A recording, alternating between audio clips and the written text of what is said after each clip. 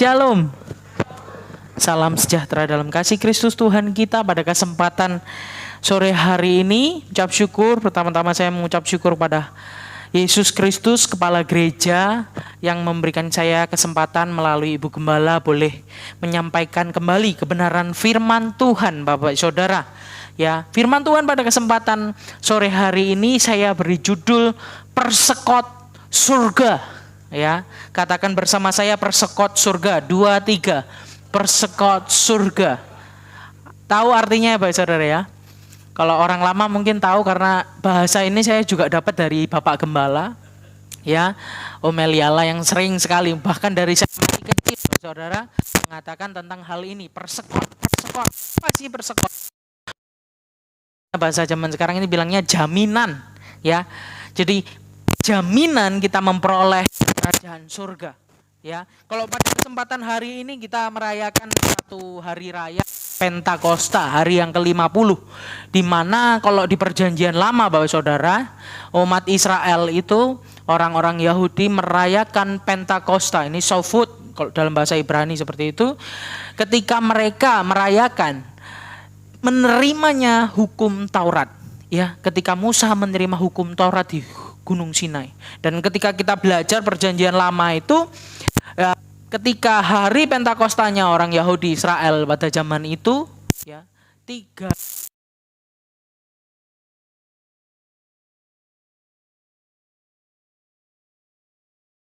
tinggal. Tetapi syukur kepada Allah, perjanjian baru, Bapak Saudara, Pentakostanya berubah. Di hari Pentakosta yang sama, ketika bangsa Israel merayakan hari Pentakosta, ya, Pentakosta yang Tuhan hadirkan di perjanjian baru adalah Roh Kudus yang dijanjikan Tuhan turun untuk setiap orang percaya kepada Yesus Kristus sebagai Tuhan dan Juru Selamat.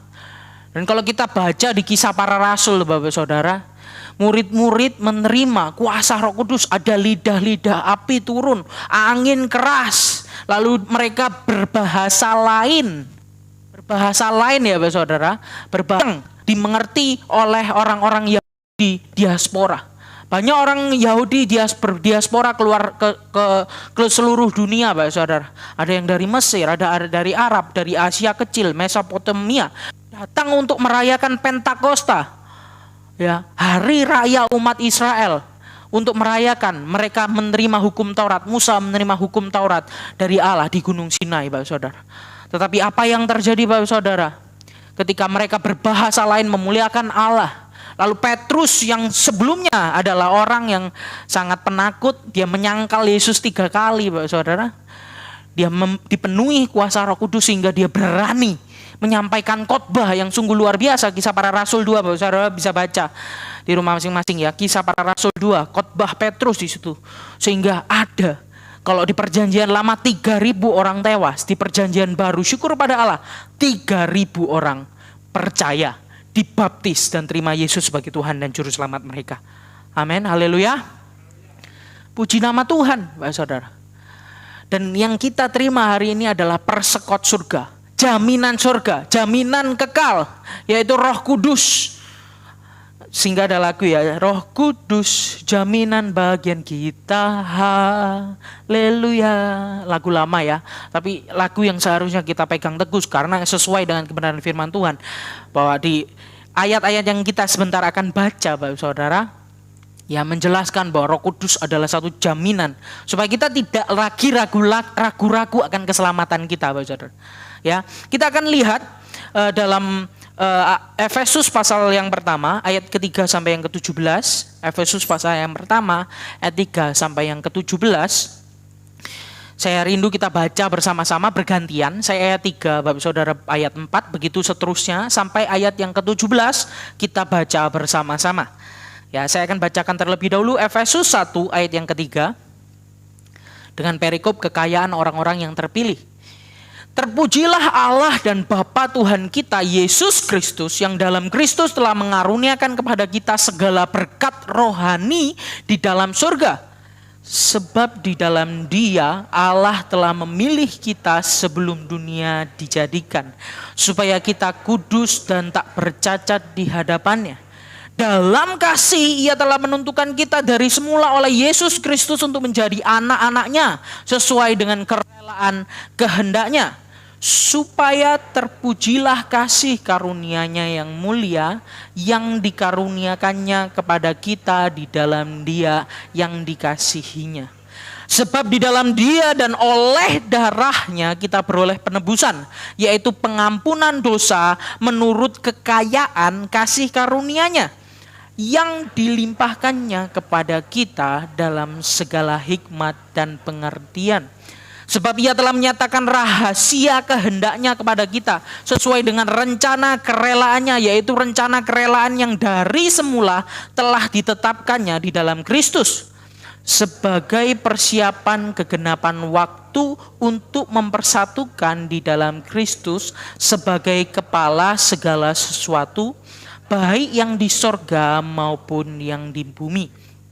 Aku katakan di dalam Kristus, karena di dalam Dialah kami mendapat bagian yang dijanjikan. Kami yang dari semula ditentukan untuk menerima bagian itu sesuai dengan maksud Allah yang di dalam segala sesuatu bekerja menurut keputusan kehendaknya, supaya kami yang sebelumnya telah menaruh harapan pada Kristus boleh menjadi puji-pujian bagi kemuliaan-Nya. Di dalam Dia kamu juga, karena kamu telah mendengar firman kebenaran, yaitu Injil keselamatanmu. Di dalam Dia kamu juga ketika kamu percaya dimateraikan dengan Roh Kudus yang dijanjikannya itu. Dan Roh Kudus itu adalah jaminan bagian kita sampai kita memperoleh seluruhnya, yaitu penebusan yang menjadikan kita milik Allah untuk memuji kemuliaan-Nya. Perikop selanjutnya, doa untuk pengertian tentang kemuliaan Kristus. Karena itu setelah aku mendengar tentang imanmu dalam Tuhan Yesus dan tentang kasihmu terhadap semua orang kudus, aku pun tidak berhenti mengucap syukur karena kamu. Dan aku selalu mengingat kamu dalam doaku. Sama-sama kita bacakan 2, 3. Dan meminta kepada Allah Tuhan kita Yesus Kristus, yaitu Bapa yang mulia itu, supaya Ia memberikan kepadamu roh hikmat dan wahyu untuk mengenal Dia dengan benar. Katakan amin. Puji nama Tuhan. Ya, kalau kita baca sekali saja mungkin agak bingung, tetapi kalau kita baca di rumah berulang kali-kali bisa lebih paham, Mbak Saudara. Tapi saya akan jelaskan sedikit bagaimana Paulus menjelaskan tentang persekot ini. Ya, kita lihat next slide. Paulus meringkaskan rencana keselamatan yang kita terima, Mbak Saudara, melibatkan 3 pribadi. Ya, saya mau menekankan hal ini karena hari-hari ini banyak sekali pengajar-pengajar, ya, pengajar palsu yang kita mudah akses di YouTube dimanapun terjadi, yang tidak percaya tentang Tritunggal. Ya, wah ini Tritunggal itu sesat katanya. Roh Kudus itu bukan pribadi, Roh Kudus itu hanya hembusan, Roh Kudus itu hanya kekuatan, seperti itu ya. Padahal jelas kalau kita baca Alkitab secara kontekstual, tidak comot-comot ayat, Roh Kudus itu adalah pribadi. Ya, sangat jelas. Tapi kita akan melihat dari sudut pandang Paulus meringkaskan keselamatan kita. Jadi keselamatan kita itu, Bapak Saudara, diprakarsai oleh Allah sendiri. Dan Allah memiliki 3 pribadi. Bukan berarti Allah itu 3 ya, Bapak Saudara, tidak. Tetapi Allah, firman-Nya dan roh-Nya, ini adalah satu kesatuan. Tetapi karena Allah tidak terbatas, Dia memiliki 3 pribadi. Ya, firman Yesus Kristus, Allah, pribadi Allah, Bapa.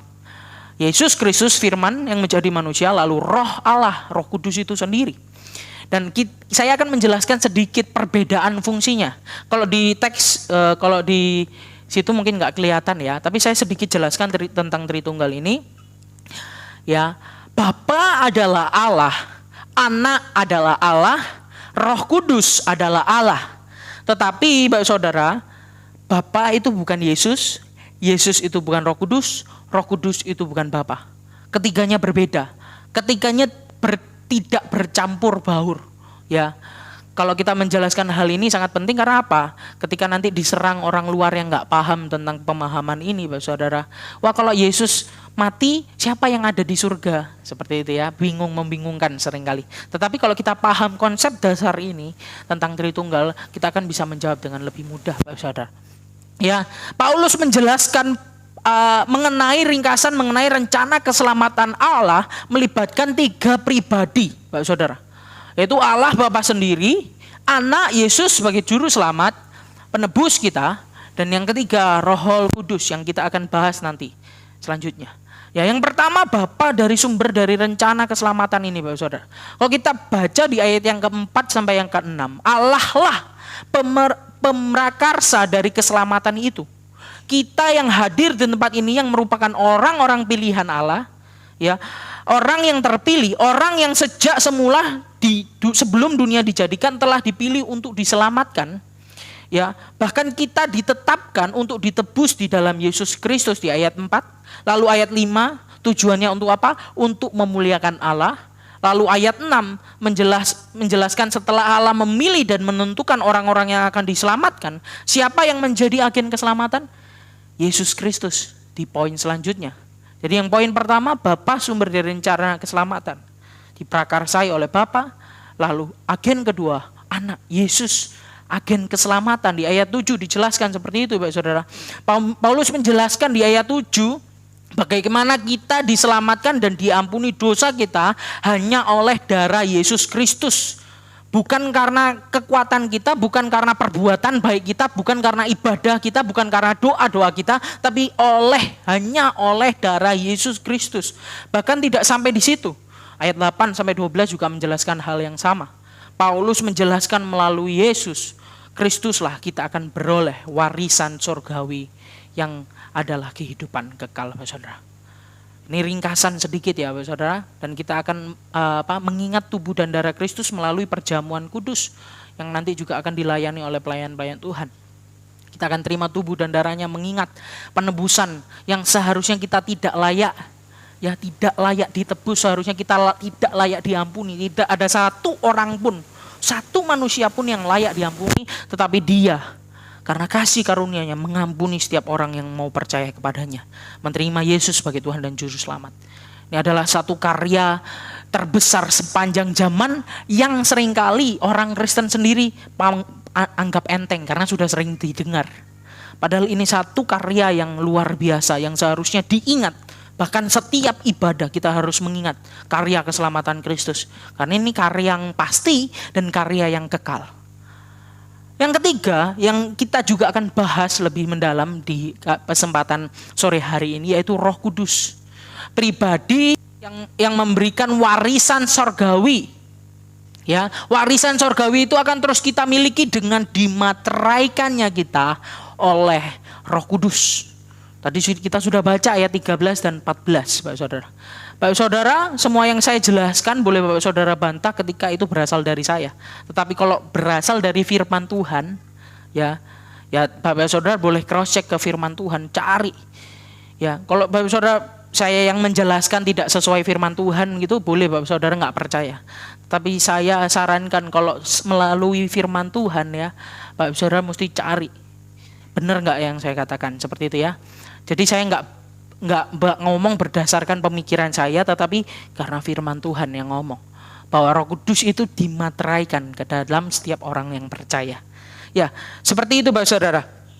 Kalau minggu-minggu yang lalu kita belajar tentang Roh Kudus, sifat-sifat Roh Kudus. Roh Kudus itu progresif, ya, ada tamu yang kemarin datang luar biasa bicara tentang buah roh, buah dari Roh Kudus, bukan buah-buah roh tapi buah satu single ya, satu roh, satu buah roh gitu ya, tetapi memiliki 9 rasa yang berbeda seperti itu Bapak Saudara. Lalu kita juga kemarin minggu-minggu yang lalu juga mendengarkan tentang hal sifat-sifat Roh Kudus. Roh Kudus itu Parakletos, Roh Kudus itu penolong, Roh Kudus yang memberikan damai sejahtera dan lain sebagainya Bapak Saudara. Tapi kita sekarang akan melihat dari sudut pandang yang berbeda. Bagaimana Roh Kudus ini bekerja di dalam diri setiap orang percaya. Ya. Kalau hari-hari ini banyak sekali fenomenal, orang sangat suka dengan fenomenal, hal-hal yang kelihatannya mistis, kelihatannya keren ya. Suka sekali. Apakah Roh Kudus ditandai dengan merinding-merinding? Nggak ada di Alkitab ya. Roh Kudus merinding-merinding nggak. Ya, Roh Kudus ditandai dengan Kisah Para Rasul 1 ayat 8. Kamu akan menerima kuasa kalau Roh Kudus turun atas kamu dan kamu akan menjadi saksiku di Yerusalem, Yudea, Samaria sampai ke ujung bumi. Jadi kalau kita melihat bagaimana Roh Kudus bekerja, itu tidak bisa dilihat oleh mata doang, tidak bisa dilihat pakai otak kita, tapi baca kebenaran firman Tuhan, Bapak Saudara. Apa ciri-ciri Roh Kudus bekerja? Tapi saya akan mengambil dari ayat sini aja, Bapak Saudara, karena kita nggak mau lompat-lompat lari dari konteks. Ya, kita akan belajar tentang peran Roh Kudus di dalam diri kita, terkhusus dalam hal menjamin hal-hal yang akan datang. Hal-hal yang akan datang di sini maksudnya apa? Yaitu pandangan terhadap peranan Roh Kudus yang membuat kita yakin dengan keselamatan yang kita terima. Bapak Saudara, ini juga pertanyaan buat kita semua ya. Banyak orang Kristen berjuang meyakini diri dengan keselamatan yang telah mereka miliki. Seringkali muncul beberapa pertanyaan di benak mereka. Saya yakin kita juga punya pertanyaan-pertanyaan ini. Dan saya dulu pernah juga merasakan pertanyaan hal ini, Bapak Saudara. Ada yang memiliki pertanyaan seperti ini. Ketika seseorang diselamatkan, apakah keselamatan yang diperolehnya berlaku untuk selamanya? Ya. Ataukah Allah mengambil kembali keselamatan yang sudah diberikan akibat orang tersebut melakukan dosa tertentu?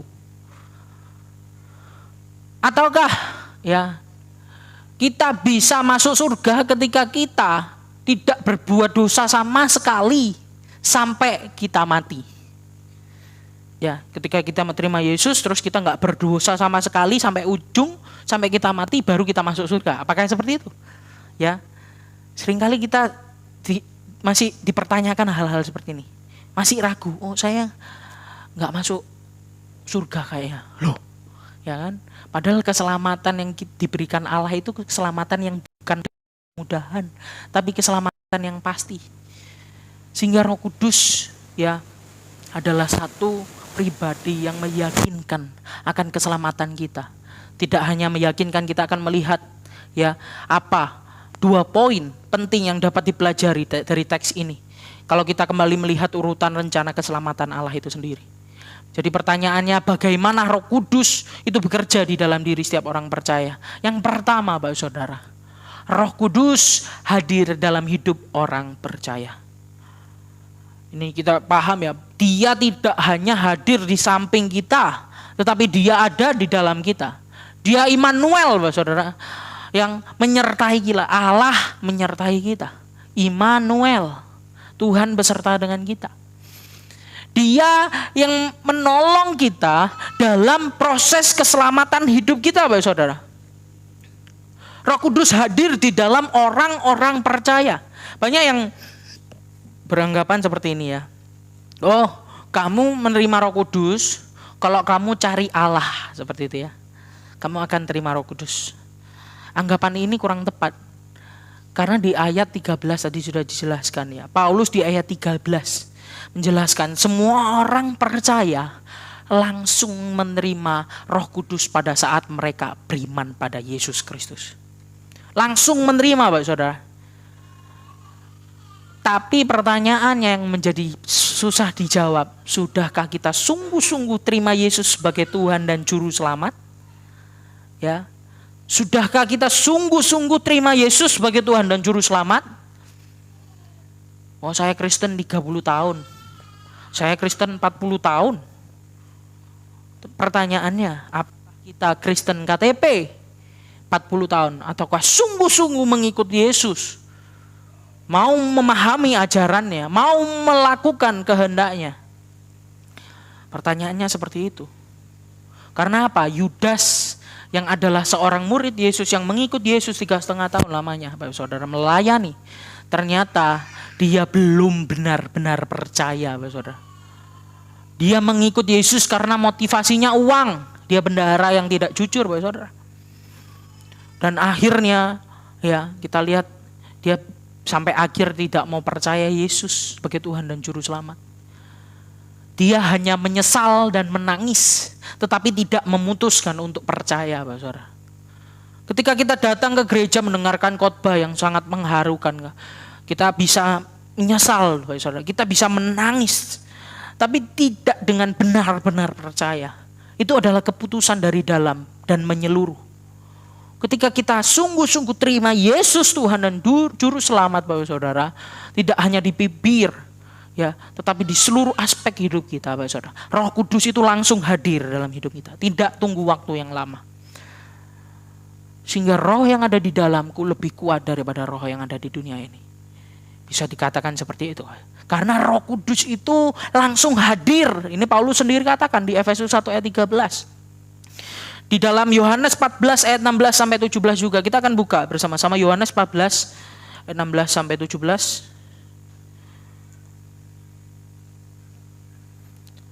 Saya bacakan buat Bapak Saudara.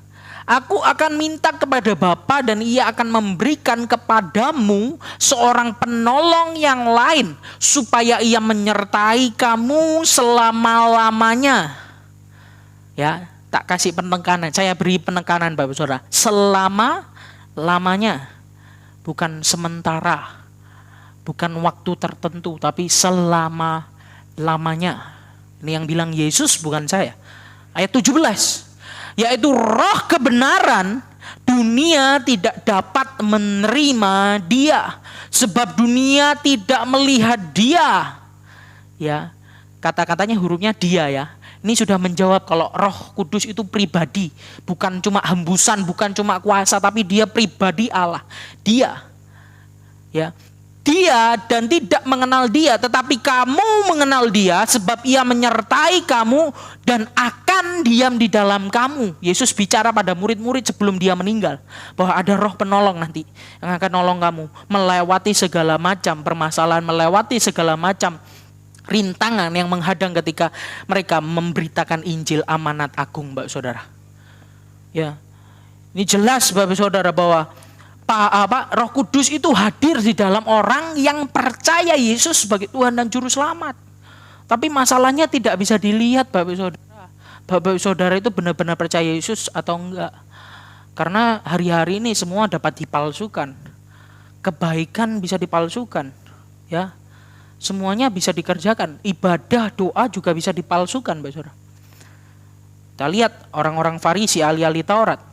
Mereka beribadah, berdoa dipalsukan, bukan benar-benar mengasihi Allah. Tetapi karena apa? Reputasi, uang, ya, banyak hal lain. Umat Israel memuji Tuhan dengan mulutnya, tetapi hatinya jauh daripada Tuhan. Sehingga keselamatan, ya, Roh Kudus itu seharusnya otomatis diterima orang-orang yang sungguh-sungguh terima Yesus sebagai Tuhan dan Juru Selamat. Sudahkah kita terima dia sebagai Tuhan dan Juru Selamat? Saudara perlu sekali waktu menyatakan diri.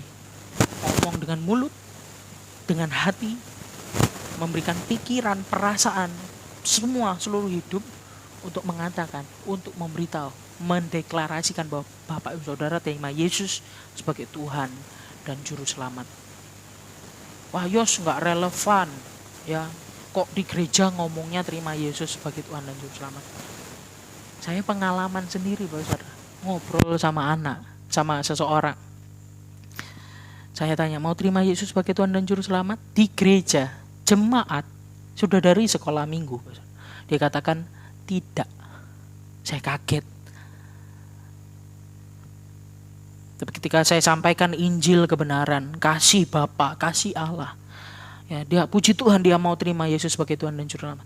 Sehingga ini bukan khotbah yang tidak relevan di gereja Bapak Saudara. Ya, karena ketika Yesus berkhotbah, ketika Yesus memberi makan 5.000 orang, ya, mujizat luar biasa terjadi. Mereka mengikut Yesus. Di ayat-ayat yang terakhir ketika Yesus mendeklarasikan dirinya untuk mengikut dia, akulah roti hidup yang dari surga, dibilang kayak gitu. Wah, perkataanmu ini berat. Banyak orang-orang itu meninggalkan Yesus, Bapak Saudara. Bahkan sebagian besar yang katakan salibkan dia, mengatakan itu kepada ketika Yesus dihakimi, Bapak Saudara, adalah orang-orang yang mengecap kebaikan Tuhan, yang merasakan mujizat Tuhan. Ya. Jadi bukan orang yang menikmati mujizat yang terima keselamatan, tetapi orang yang mau mengikut Yesus, terima Yesus sebagai satu-satunya Tuhan dan juru selamat. Tentunya saya rindu juga mujizat terjadi. Untuk apa? Untuk kesaksian, untuk keselamatan jiwa-jiwa. Tetapi bukan untuk kepentingan pribadi saja. Sehingga Roh Kudus itu hadir di dalam kita. Saat kita percaya kepada firman kebenaran tersebut dan percaya pada Kristus, maka Allah pada saat itu juga memateraikan kita dengan Roh Kudus. Dan Roh Kudus itu diberikan kepada kita sebagai janjinya atau tanda bahwa kita akan mewarisi semua berkat-berkat surga untuk selama-lamanya. Sehingga yang kedua, ya, Roh Kudus itu meyakinkan kita kalau kita sudah memiliki Kristus dan kita adalah milik Kristus. Berapa banyak dari kita masih tidak yakin akan keselamatan kita? Saudara? Mengapa? Pertanyaannya, mengapa Roh Kudus meyakinkan kita? Ya, jawabannya, Roh Kudus merupakan materai. Materai keselamatan itu, Bapak Saudara. Tahu materai, Bapak Saudara? Cap legalitas, ya, untuk menentukan bahwa ini asli, ini tidak asli. Ya, materai kalau dalam perjanjian lama merupakan perlindungan. Materai digunakan untuk melindungi benda atau benda yang ada di dalamnya supaya tidak dibuka. Seperti itu ya, Bapak Saudara. Ketika seorang percaya kepada Kristus, dia memateraikan atau Roh Kudus itu Allah memateraikan kita dengan Roh Kudus, Bapak Saudara. Dicap. Dan membuat keselamatan yang diterima oleh orang percaya itu aman, safe. Ya, aman, Bapak Saudara. Tidak akan ada satupun yang mampu merusakkan tanda yang sudah Allah berikan, tanda kepemilikan. Ya, materai itu menandai barang atau dokumen sebagai kepunyaan dari salah seorang yang memateraikannya. Contoh contoh dalam kehidupan sehari-hari, misalnya ketika mendapatkan ijazah, anak-anak muda ya dapat ijazah, terus sekolah biasanya ada cap sekolahnya itu ya. Cap sekolahnya itu untuk menandakan keaslian dokumen tersebut. Cap. Sama seperti itu. Ketika Roh Kudus dimateraikan di dalam kehidupan orang percaya, Bapak Saudara, itu sudah untuk selama-lamanya, Bapak Saudara. Yang bicara bukan saya tapi Alkitab. Ya, sehingga kalau kita bicara konteks firman Tuhan hari ini, melalui materai yang dikerjakan oleh Roh Kudus, ia menjamin kita bahwa kita ini anaknya. Dan tidak ada satu pihak pun yang dapat merampas kita dari Allah. Roh Kuduslah jaminan keselamatan itu. Kok di Roma pasal yang ke-8 ayat yang ke-37 atau 4, sekitar itu ya, 30 sampai 40 Bapak Saudara, bicara tentang tidak ada satupun yang bisa ya merampas kita dari kasih Kristus. Katakan ketelanjangankah, penganiayaankah, kematiankah, tidak ada yang dapat memisahkan kita dari kasih Kristus. Ini bentuk ya Roh Kudus yang hadir di dalam hidup kita, memeteraikan keselamatan kita.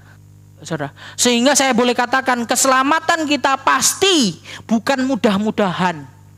Keselamatan kita, saya boleh katakan, Bapak Saudara perhatikan, sekali selamat, tetap selamat. Wah, Yosua sesat, seperti ya. Berarti boleh bebas berbuat dosa dong. Gitu ya. Wah, kalau gitu besok saya berbuat dosa, karena kata Yosua besok sekali selamat tetap selamat. Seperti itu ya. Apakah seperti itu, Bapak Saudara? Tentunya saya tidak terlalu bodoh untuk mengiyakan hal itu. Yang dimaksud sekali selamat tetap selamat, Bapak Saudara. Allah itu tidak hanya, ya Bapak Saudara perhatikan, tidak hanya menyediakan keselamatan buat kita, Bapak Saudara. Ini kamu selamat, terus bebas melakukan dosa karena sudah diselamatkan, sudah ditebus dosa saya sekarang, dulu, sekarang sampai selama-lamanya, seperti itu. Tidak. Allah itu menyediakan komplit, Bapak Saudara. Dia menyediakan keselamatan sekaligus seluruh tetek bengek atau seluruh perangkat-perangkat, ya, seluruh perangkat-perangkat untuk memampukan kita berjalan dalam kebenaran, sehingga keselamatan itu dinyatakan secara nyata dalam hidup kita. Masih kurang paham ya, supaya nggak salah persepsi nanti. Salah persepsi dikatakan saya sesat seperti itu ya, salah nanti. Ya, wah nanti besok berbuat dosa, tidak seperti itu saudara ya. Allah memberikan keselamatan tidak hanya keselamatan. Ini hakmu, bukan itu ya. Tetapi dia memberikan tanggung jawab beserta dengan keselamatan itu. Untuk kita, bukan milik kita sendiri. Kita udah jadi milik Allah ketika kita menerima keselamatan itu. Sehingga seharusnya bukan responnya, oh ya udah besok berbuat dosa, minta ampun lagi diselamatkan. Ya, bulan ini saya melakukan dosa lalu nanti perjamuan suci kudus lagi, seperti itu. Tidak seperti itu, Saudara. Maksudnya seperti ini ya. Secara posisi, Saudara. Secara posisi kita ini sudah diselamatkan nih. Ya, secara posisi Tuhan sudah memilih kita sejak semula. Tadi ayatnya ya, Bapa yang memilih kita sejak semula. Ayatnya di Efesus 1 ayat 3 tadi, ayat 3 sampai 6. Lalu secara progresif atau secara proses berkala, ya proses berkelanjutan, proses sehari-hari, Allah melalui Roh Kudus menyucikan kita. Ada namanya progressive sanctification. Proses penyucian terus-menerus untuk orang-orang suci, Pak Saudara. Secara posisi kita ditentukan sudah orang benar. Ya. Kita orang yang dibenarkan, kita orang yang dipilih. Tetapi secara progresif Allah menyediakan segala hal untuk memampukan kita melakukan kebenaran. Sehingga ketika kita mati itu, Bapak Saudara, kita menjadi berkat. Ya. Seringkali Bapak Saudara, orang menyalahartikan hal ini. Padahal kalau kita belajar dalam sejarah gereja, Bapak Saudara, Martin Luther ada salah satu yang terkenal teolog. Bahkan sebelumnya ada yang namanya John Huss. Dia dibunuh, mati karena menyuarakan hal ini, Bapak Saudara. Kalau dia mau nyaman-nyaman aja, Bapak Saudara, sudah dia keep aja, diem aja, dia yang terima keselamatan, Bapak Saudara. Ya sudah, nggak usah mati. Seperti itu. Tetapi ketika dia menyuarakan, karena Alkitab berulang kali, Bapak Saudara boleh cek di Alkitab. Ya, keselamatan bukan karena usaha manusia. Keselamatan itu anugerah Allah. Allah memilih kita sejak semula. Ya, banyak ayat-ayatnya. Bapak Saudara boleh cek and recheck di firman Tuhan di Alkitab tentang hal ini. Keselamatan yang kita terima itu pasti, bukan mudah-mudahan. Sehingga apa yang membedakan kekristenan, Bapak Saudara, dengan agama-agama lain yang di luar, Bapak Saudara? Orang-orang yang memiliki percayaan lain percaya bahwa mereka diselamatkan bukan karena anugerah. Mereka diselamatkan karena perbuatan baik mereka. Ya, tapi orang Kristen tidak, sehingga orang Kristen tidak bisa bermegah. Ya, ketika dia diselamatkan, dia tidak sombong, tidak eksklusif, Bapak Saudara. Busungkan dada seperti ini, oh saya diselamatkan. Tidak. Karena apa? Bukan perbuatannya. Bukan hasil usahanya, tapi pemberian Allah. Orang Kristen juga tidak bisa rendah diri. Wah, aku ini tidak layak di hadapan Tuhan. Ya, terus akhirnya tidak mau melayani, tidak mau berkecimpung dalam kegiatan rohani yang Tuhan sudah sediakan misalnya. Karena apa? Rendah diri. Dan saya juga melakukan hal itu, seringkali saya rendah diri. Tapi Bapak Saudara, seharusnya ketika kita sungguh-sungguh terima keyakinan dari Roh Kudus yang memateraikan kita tidak minder, Bapak Saudara. Karena apa? Kita diselamatkan dengan darah yang mahal. Jadi orang Kristen tidak bisa sombong dan tidak bisa rendah diri. Orang Kristen berjalan sesuai dengan kehendak Tuhan. Tidak berdosa lagi, tidak melakukan dosa. Paulus yang menyuarakan tentang keselamatan ini, Bapak Saudara. Ya, tidak salah meresponi keselamatan, yang sekali selamat tetap selamat. Paulus meresponinya dengan rasa syukur sehingga dia melakukan yang terbaik. Aku ini seharusnya orang yang dimurkai. Dia membunuh jemaat-jemaat Tuhan, Bapak Saudara. Dan Tuhan datang sendiri kepadanya. Saulus, Saulus, mengapa engkau menganiaya aku? Bapak Saudara. Lalu dia buta, dan memutuskan bertobat, terima Yesus, dan dia memberitakan Injil dengan berani. Dia tidak takut, Bapak Saudara, dengan tantangan yang dia hadapi, penjara, ya, penjara, kematian, penyiksaan, dera, cambukan. Dia nggak takut, Bapak Saudara. Karena apa? Dia merasakan kasih karunia dan merasakan Roh Kudus itu sudah memeteraikan. Keselamatan ini seharusnya tidak berhenti di saya. Dia paham keselamatan yang Tuhan berikan kepada dia tidak hanya melulu keselamatan tok, tetapi keselamatan yang bertanggung jawab. Keselamatan yang Tuhan kerjakan melalui dia. Yang Tuhan kerjakan kepada dia, dan dia harus bekerja untuk menyabarkan Injil kepada orang lain. Jadi Roh Kudus bekerja, tidak hanya bekerja di dalam kita, tetapi dia bekerja melalui kita. Dia tidak hanya bekerja di dalam kita. Ya. Allah tidak bekerja egosentris, egois. Ya. Tetapi selalu Allah bekerja itu komunal. Ya, bekerja melalui kita. Kita dijadikan alat. Jadi Allah itu tidak hanya berhenti memberikan keselamatan, tetapi banyak tanggung jawab yang Tuhan sediakan. Ya, di samping-samping, ya, dalam lingkaran keselamatan itu. Tetapi satu paket. Jadi nggak mungkin orang diselamatkan lalu nggak mau kerjakan kehendak Tuhan. Itu bukan orang yang diselamatkan, saya kira. Kristen KTP belum benar-benar terima Yesus sebagai Tuhan dan Juru Selamat. Konsepnya seperti itu. Oh, terus gimana Yosua? Kalau yang di Ibrani ada kata-kata murtad lagi. Ya. Murtad lagi maksudnya seperti apa? Maksudnya ada kata-kata lagi gitu ya. Jadi sebelumnya dia Kristen KTP, belum benar-benar terima Yesus, lalu dia keluar dari agama Kristen, kepercayaan itu. Sehingga dikatakan murtad lagi. Sudah sebelumnya belum percaya, keluar lagi dari komunitas Kristen. Itu yang dimaksud murtad lagi, Bapak Saudara. Bukan berarti, saya sudah percaya sungguh-sungguh, lalu murtad. Tidak, saya katakan kalau dia orang-orang Kristen yang murtad, saya katakan belum benar-benar terima Yesus sebagai Tuhan dan Juru Selamat. Belum benar-benar, terima Roh Kudus yang dimateraikan dalam kehidupan dia. Karena ini ayat firman Tuhan. Saya tidak berani membantah ayat firman Tuhan. Ya. Kalau Bapak Saudara tidak percaya, ada lagi di ayat lain, 2 Korintus 1 ayat 22. Tentang materai Roh Kudus ini, Bapak Saudara. Saya bacakan 2 Korintus 1 ayat yang ke-22. Memeteraikan tanda miliknya atas kita dan yang memberikan Roh Kudus di dalam hati kita sebagai jaminan dari semua yang telah disediakan untuk kita. Semua ini tadi yang saya sudah jelaskan, bukan hanya keselamatan, tapi atribut-atribut di dalam hal ini.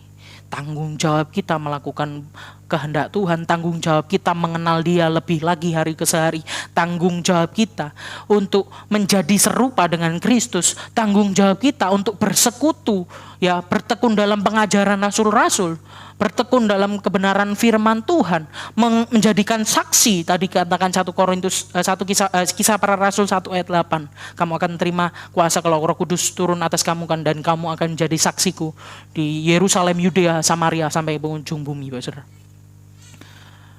Ini Bapak Saudara, ada lagi supaya menguatkan Bapak Saudara kalau masih kurang yakin. 2 Korintus 5 ayat 5, masih dengan konteks yang sama. 2 Korintus 5 ayat yang kelima. Tetapi Allah lah yang justru mempersiapkan kita untuk hal itu dan mengaruniakan Roh Kudus kepada kita sebagai jaminan segala sesuatu yang telah disediakan bagi kita. Saya beri contoh sedikit bagi saudara. Ya, jaminan. Maksudnya seperti apa? Segala sesuatu diberikan untuk kita menerima keselamatan, untuk kita tetap aman dimateraikan dalam keselamatan itu. Saya beri contoh, misalnya, saudara, saya hamba Tuhan. Ya, saya karena masih manusia biasa yang daging lemah, masih bisa jatuh bangun. Ya, ketika kita terima Yesus, bukan berarti kita kebal dosa, tidak. Ya, tetapi kita tidak bisa hidup dalam dosa. Beda ya. Jatuh dalam dosa bisa, tetapi tidak bisa hidup di dalam dosa. Saya beri contoh, Roh Kudus itu materai ya, yang membuat kita aman. Satu ketika saya, saudara, mengalami permasalahan berat ya, nggak ada yang tahu karena di gereja memuji Tuhan, semangat, berkhotbah berapi-api, tapi tidak ada yang tahu permasalahan masing-masing. Jadi saya yakin di tempat ini semua punya permasalahan masing-masing, beban masing-masing, pribadi lepas pribadi, dan nggak ada yang bisa mengentengkan permasalahan kita. Enteng masalahmu kayak gitu doang nggak bisa ya. Karena kita di situasi yang berbeda-beda. Saya punya seperti itu permasalahan ya, dan saya memutuskan untuk mundur dari pelayanan. Kalau perlu udah nggak rohanian, nggak Tuhan-Tuhanan, Bapak Saudara. Tapi karena Roh Kudus memateraikan kita, bisa jadi. Nah ini contoh ya, Bapak Saudara, bukan saya benaran ya. Bisa jadi Roh Kudus kasih saya musibah misalnya. Oh bukan kasih ya, Allah izinkan kita menerima musibah. Ketika kita misalnya saya dibuat sakit seperti itu ya, sakit keras, lalu saya menangis di hadapan Tuhan, minta ampun Tuhan, minta tolong. Sehingga saya kembali mendekat kepada Tuhan. Sebelumnya saya undur daripada Tuhan. Ya, lalu Tuhan izinkan masalah terjadi supaya apa? Supaya kembali daripada Tuhan. Ini termasuk materai Roh Kudus. Roh Kudus izinkan. Allah izinkan kita mengalami permasalahan. Atau sebaliknya, Bapak Saudara. Bapak Saudara mengalami kejatuhan yang berat. Lalu Bapak Saudara mulai nggak percaya kuasa Tuhan. Bapak Saudara mulai undur dari persekutuan ibadah. Bapak Saudara mulai meninggalkan Tuhan karena masalah mungkin perekonomian atau masalah keluarga hancur, Bapak Saudara. Tapi Roh Kudus bekerja ini. Tiba-tiba memulihkan, ada harapan di dalam pekerjaan kita tiba-tiba dibawa naik ke atas lagi. Ya, dalam pekerjaan, dalam keluarga, dalam hubungan apapun, naik. Sehingga kita mulai melihat lagi, percaya, oh iya kuasa Tuhan ini ada. Kita balik lagi mendekat sama Dia. Ini materai Roh Kudus, Saudara. Ya, yang membuat kita tetap aman dalam keselamatan, yang membuat kita tidak jauh daripada Tuhan. Kita kembali lagi pada Tuhan, kita kembali lagi pada Tuhan. Jujur saja Bapak Saudara, bukan hanya Bapak Saudara yang seringkali tidak setia, tapi saya seringkali tidak setia kepada Tuhan karena manusia. Karena dosa daging keturunan Adam dan Hawa ini. Ya. Jadi tidak ada lagi ya yang bicara tentang keselamatan kita diperoleh oleh kebaikan kita. Tidak, konsepnya berbeda. Justru kita dimampukan berbuat baik, dimampukan melakukan kebenaran ketika kita sudah diselamatkan. Sebelum kita diselamatkan, kita bisa berbuat baik. Tetapi baik yang mungkin tidak benar dengan motivasi-motivasi tertentu. Kalau sebelumnya kita belum percaya Yesus, kita berbuat baik misalnya untuk memperoleh keselamatan. Pamrih Bapak Saudara ya. Ya berbuat baik ya untuk terima keselamatan. Atau orang-orang di luar sana berbuat baik untuk dapat predikat dermawan. Berbuat baik atau melakukan hal-hal yang sosial dan lain sebagainya untuk dilihat reputasi dan lain sebagainya. Tetapi ketika mengenal Kristus Bapak Saudara. Ketika mengenal Kristus Bapak Saudara. Tidak ada lagi pamrih lagi. Kenapa? Saya menolong orang karena terlebih dahulu Kristus sudah menolong saya. Bentuk rasa syukur saya, bentuk kasih saya kepada Kristus. Saya mengampuni orang. Orang itu boncekno juwaji megeli Bapak Saudara yang tidak layak diampuni. Tetapi saya mau mengampuni orang itu. Kenapa? Bapak Saudara, karena Kristus terlebih dahulu mengampuni saya yang siapa saya ini berdosa. Saya harusnya dimurkai, harusnya masuk neraka, tetapi Kristus ya karena kasih karunia-Nya menyelamatkan kita begitu saja. Bahkan Dia katakan Allah mengasihi kita sejak kita dalam dosa, Bapak Saudara, di Roma. Ketika kita berdosa, Allah sudah mengasihi kita. Allah ke manusia, apalagi manusia ke manusia. Seharusnya orang percaya itu saling mengampuni, saling mengasihi. Dan itu saya nggak katakan langsung instan begitu saja. Oh terima Yesus langsung bisa ngampuni, enggak. Juga ada proses tadi saya katakan progressive sanctification. Dalam hubungan keluarga, hubungan pertemanan, hubungan saudara, hubungan apapun. Bapak Saudara, ada progres Wah, saya gak suka sama orang itu, saya gak mau ke gereja. Wah, Tuhan proses, hati-hati Bapak Saudara. Kalau kita tidak mau mengampuni seperti Allah mengampuni, siap-siap menerima prosesnya Tuhan. Ya. Prosesnya Tuhan bisa baik, bisa terlihat buruk, tapi segalanya mendatangkan kebaikan. Itu yang dimaksud di Roma. Segala sesuatu mendatangkan kebaikan untuk setiap orang yang percaya. Itu masuknya Bapak Saudara. Sehingga Roh Kudus merupakan materai. Tidak berhenti di situ saja. Roh Kudus tidak membuat hanya kita aman dalam keselamatan kita, ya, dengan atribut-atribut yang memproses kita untuk tetap dijaga dalam perlindungan Tuhan, ya, untuk keselamatan kita tetap sama, Saudara. Tetapi Roh Kudus merupakan bagian kehidupan kekal. Ini yang dimaksud persekot, Saudara. Ya, Roh Kudus merupakan hal pertama yang kita dapatkan dari janji hidup kekal. Kalau Bapak Yosef Yunando kemarin bilang agak sedikit ekstrim, Bapak Saudara, ngomongnya seperti ini ya. Lebih baik di neraka bersama Yesus daripada di sorga sendirian. Bilangnya seperti itu ya, Bapak Saudara. Itu bicara tentang presence of God. Bicara tentang kehadiran Tuhan itu yang adalah sukacita. Bukan tempatnya, tapi kehadirannya Allah. Sehingga Roh Kudus ketika memenuhi hidup kita, makanya kenapa kita tidak hanya cuma meminta Roh Kudus hadir, tetapi memenuhi hidup kita. Karena apa? Presence of God, sukacita surga itu. Kenapa di surga bisa sukacita, tidak ada kertak gigi dan lain sebagainya? Karena presence of God.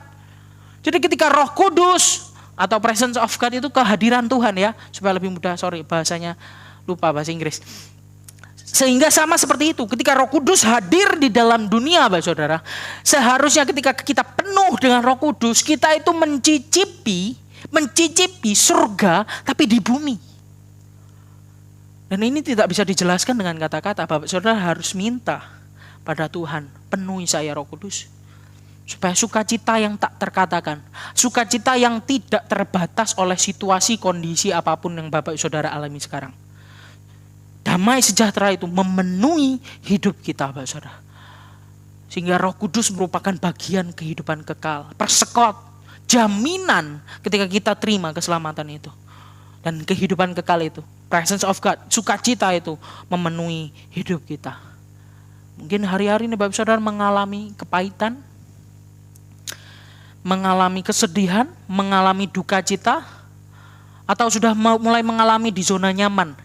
Yang ngerasa ya udahlah santai aja, nggak rohani ya nggak apa-apa, nggak Alkitab nggak Roh Kudus ya nggak apa-apa. Mungkin mengalami hal itu, atau mungkin hari-hari Bapak Saudara mengalami duka cita yang luar biasa, Bapak Saudara, atau Bapak Saudara mengalami permasalahan pergumulan di dunia ini sehingga Bapak Saudara mulai undur daripada Tuhan, atau saudara Bapak Ibu Saudara.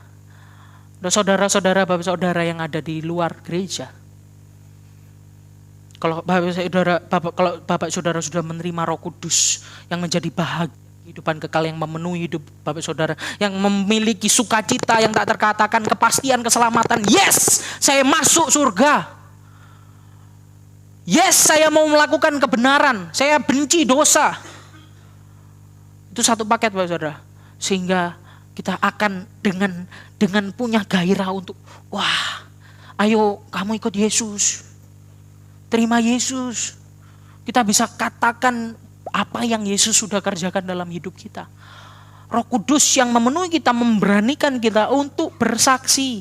Petrus, Bapak Saudara, yang nyangkal Yesus, pegel saya kalau baca ceritanya Petrus itu, Bapak Saudara. Tapi mungkin saya kalau di situasi Petrus juga sama, takut, Pak. Ketika Roh Kudus turun, Bapak Saudara, memenuhi murid-murid yang di loteng, dia berani. Ya, 3.000 percaya, Bapak Saudara. Bukan tentang jumlah saya katakan, tapi tentang keberaniannya untuk mengabarkan kebenaran Injil kepada orang-orang yang notabene ngomong salibkan dia. Mereka terharu, dikatakan di Kisah Para Rasul, Bapak Saudara bisa baca, terharu. Lalu mereka memutuskan terima Yesus. Bagaimana? Apa yang harus saya lakukan? Paulus katakan dibaptis, terima Yesus Tuhan dan Juru Selamat. 3.000 orang percaya. Dan 3.000 orang ini, mulai dari 3.000 orang, mereka mulai bertekun dalam pengajaran rasul-rasul. Tadi malam saya sampaikan di pemuda. Mereka mulai bersehati, mulai sering bersekutu, makan bersama, ya kumpul bersama, ngobrolin tentang pengajaran. Ya mereka mulai membagi-bagikan yang menjadi milik mereka, bicara soal keseimbangan. Ya, kalau ada yang kurang dicukupi, sampai kalau zaman itu sampai dijual rumahnya. Karena ketimpangan sosial yang begitu besar. Kalau sekarang ya ketimpangannya nggak terlalu besar, ya nggak sampai jual rumah ya saudara. Seperti itu. Ya, karena apa? Ada Roh Kudus yang meluap-luap. Ya, jadi bukan hanya hal supranatural yang terjadi ketika Roh Kudus memenuhi kita. Bisa jadi terjadi kalau Tuhan izinkan. Misalnya kita ke pelosok ya, mau dibunuh sama suku-suku yang misalnya seperti itu, kita bisa kerjakan mujizat. Seperti itu, mungkin itu kontekstual Pak Saudara, tergantung di mana kita, tergantung bagaimana yang kita hadapi Pak Saudara. Tapi kalau kita menghadapi hal-hal yang natural, Roh Kudus juga bekerja secara natural Pak Saudara. Progresif. Kita dibawa naik perlahan satu tingkat. Ada yang bisa cepat, ada yang lambat. Dan satu tubuh Kristus itu tidak tarik menarik, cepat naik, ayo harus cepat dewasa, nggak bisa Pak Saudara. Semua akan saling melengkapi, membangun satu dengan yang lain. Ya, sehingga damai sejahtera Kristus itu meluap-luap dalam kehidupan kita Pak Saudara. Jadi dengan kehadiran Roh Kudus di dalam hidup kita, seolah-olah kita sudah berada di kehidupan kekal bersama dengan Allah, karena kita sudah bisa merasakan sukacita di dalam dunia yang penuh dengan dosa ini. Kita bisa merasakan keintiman hidup bersama dengan Tuhan dan bisa mengenal Tuhan lebih lagi, adalah satu anugerah Pak Saudara. Yang seharusnya dunia yang udah dikutuk, dunia ini dikutuk ketika manusia jatuh dalam dosa. Yang isinya harusnya hanya kejahatan demi kejahatan. Mungkin ada kebaikan tapi dibalut, itu cuma hanya pembalut kejahatan, ya. Kejahatan, kemunafikan, kejahatan, iri dengki dan lain sebagainya, ya. Egoisme dan lain sebagainya, Pak Saudara. Di tengah dunia yang terkutuk ini, kita bisa merasakan kasih Allah. Itu adalah kehadiran Roh Kudus di dalam kehidupan kita. Surga di bumi, kalau di doa Bapa kami katakan.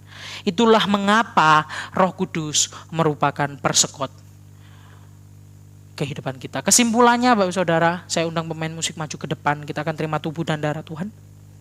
Jika kita telah percaya kepada Kristus sebagai juru selamat, maka Allah memberi Roh Kudus sebagai materai dan jaminan hidup kekal pada kita. Ketika kita sudah dimateraikan oleh Roh Kudus, maka kita telah dibayar lunas, sehingga bagian kita seperti di ayat 14b katakan, yaitu kita harus hidup memuji dan memuliakan Dia. Hidup kita lagi bukan hidup milik saya, bukan, tapi hidup milik Kristus, dan ditujukan untuk kemuliaan Kristus. Jadi keselamatan, sekali selamat tetap selamat, bukan bicara tentang keselamatan yang bebas sak karepmu dewe, tapi keselamatan yang bebas bertanggung jawab. Ada tanggung jawab yang Tuhan juga kerjakan ketika Tuhan kasih atribut-atribut lain dalam keselamatan kita. Dengan kata lain, kita tidak akan pernah bisa hidup memuliakan Tuhan jika kita masih ragu-ragu dengan keselamatan yang telah kita terima. Saya mau tanya Bapak Saudara, masih ragu-ragukah kalau Bapak Saudara akan menerima hidup yang kekal? Jawab masing-masing di hati Bapak Saudara. Kalau masih ragu-ragu, minta Roh Kudus. Terima Yesus sebagai Tuhan dan Juru Selamat. Karena materainya itu dikatakan selama-lamanya. Roh Kudus jaminan bagian kita sampai kita memperoleh seutuhnya. Firman Tuhan hari ini mengingatkan kita kembali kepada doktrin keselamatan. Bahwa keselamatan yang kita terima tidak akan pernah hilang. Tetapi dalam hal ini bukan berarti kita bisa hidup sembarangan dan seenaknya. Ada bagian yang kita bagian di mana kita harus terus lakukan yang hidup sesuai dengan kebenaran firman Tuhan. Kehadiran Roh Kudus di dalam hidup kita itu seharusnya mempengaruhi cara kita berdoa, cara kita berpikir, cara kita berkata-kata, cara kita bertindak. Bahkan terlebih lagi seharusnya kehadiran Roh Kudus di dalam hidup kita mempengaruhi cara atau gaya hidup kita. Tidak hanya di dalam gereja, tapi dimanapun kita berada.